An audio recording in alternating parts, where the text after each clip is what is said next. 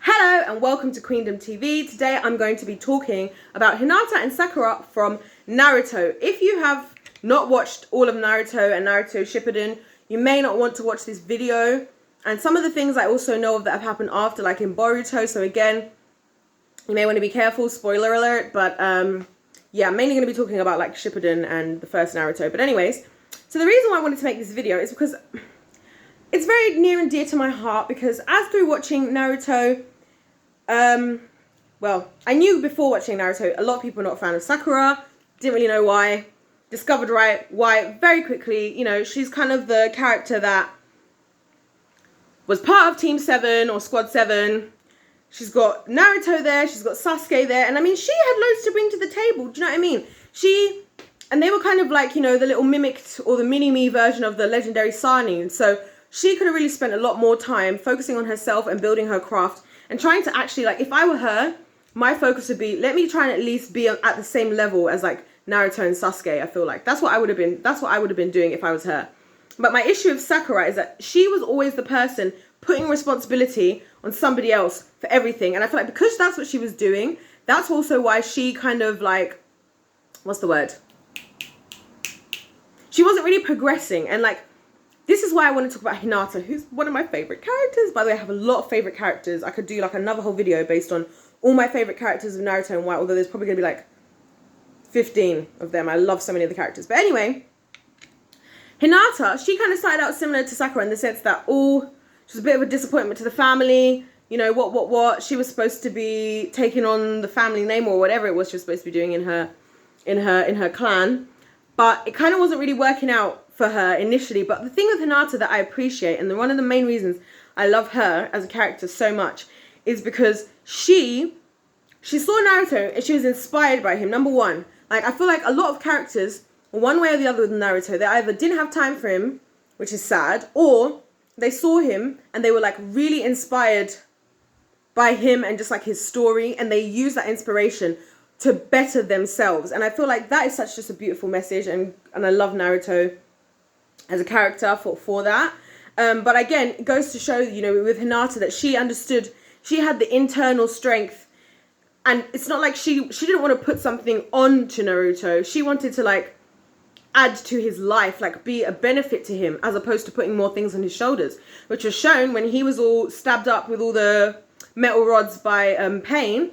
And she pulled in with the flipping lion fists, and I was like, yes, Hinata, like, do you know what I'm saying? This is what I'm talking about, because anything anybody had to say about her before was gone in that moment, because who was there for Naruto? It was her. She's like, hi babe, babe, I got you. You inspired me, and I'm not going to be like Sakura saying, Naruto, you have to save Sasuke. It's like, can you just, how about you, like, this is my thing with Sakura. How about you create a plan to save Sasuke? Why are you putting it onto Naruto, who already, bless his heart, and again, this is why I was like, after the 4th Great Ninja War, I was literally watching Naruto, and I was like, if Naruto ends up with Sakura, like, and this is all I was thinking, after the war was over, and we knew basically there wasn't going to be much going on, the only thing I had left that I needed, you know, to satisfy me for Naruto was Naruto and Hinata needed to get married. And I didn't know how it was going to happen, but I was like, this is what I need. This is what I need to see. These two need to get married. Because Sakura, like, she's just always putting the responsibility on somebody else.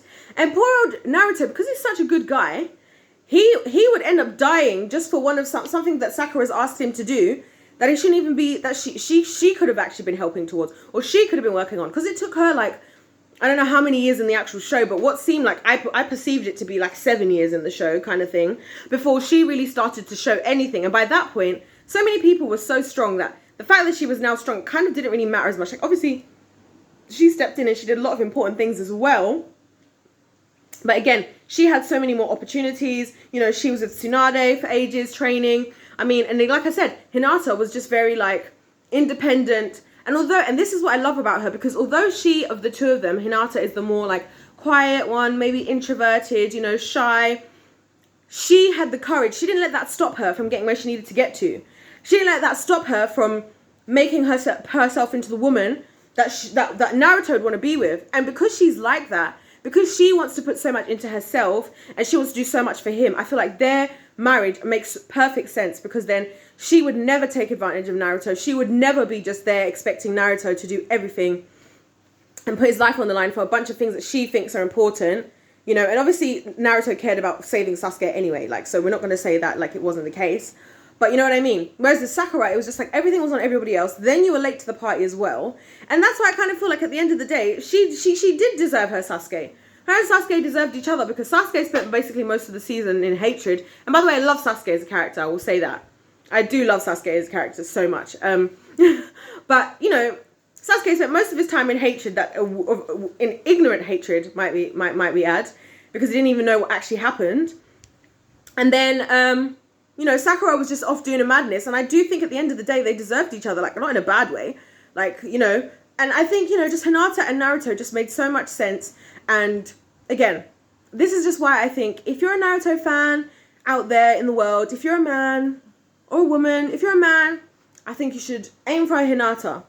Aim for a Hinata in your life. And if you're a woman, aim to be a Hinata and aim not to be a Sakura. Because at the end of the day, even with Sakura, I mean, like, Sakura's parents were at least around. Do you know what I mean? And I don't want to do this whole comparison, like, whose life was better and worse. I'm not saying it in that way at all. But I'm just saying that, you know, it was a lot for both Naruto and Sasuke to have grown up without their parents, you know, as well. And for Sakura to at least have had those people beside her. But then again, this is why I think in life, you're better, a lot of the time, you're actually better off for going through hardships, because it makes you dig deep. The reason why Naruto was so powerful is because he was used to digging deep when everybody, like, forgot about, and everybody wasn't interested in him, and everybody was looking at him like a monster, and he didn't have his own parents alive. That made Naruto dig deep, I feel like. And so that's just something that's incredible, I feel like, for him. And same for Sasuke, because he didn't have his family, and all he knows is that his brother killed his whole clan and everything. So again, for Sasuke, he has to dig deep, because either of them, if you think about it, they could have just chilled, you know, done nothing in depression, just eat Ichiraku ramen, and, do you know what I mean? Maybe pick up a drug habit, you know. But instead, they both fought for something, and I think that's really commendable. And I think that's what even Hinata did as well. And I think Sakura was kind of just a bit along for the ride at first. She was one of those people where maybe the fact that she had parents kind of worked it not in her favor, because she just was putting things on other people. And then we're in Shippuden now. We're in the 4th Great Ninja War. Like, I don't know how many episodes in, and now I'm finally being like, okay, cool. All right, Sakura. But anyway, let me know your thoughts if you're a Naruto fan. Let me know if you're Team Hinata or Team Sakura. Team Hinata all day, every day. And yeah, subscribe if you like the video. Subscribe if you want to hear more stuff. I'm going to be talking about a whole bunch of different things about anime and just a whole bunch of things. It's all in the banner. It's all in the border.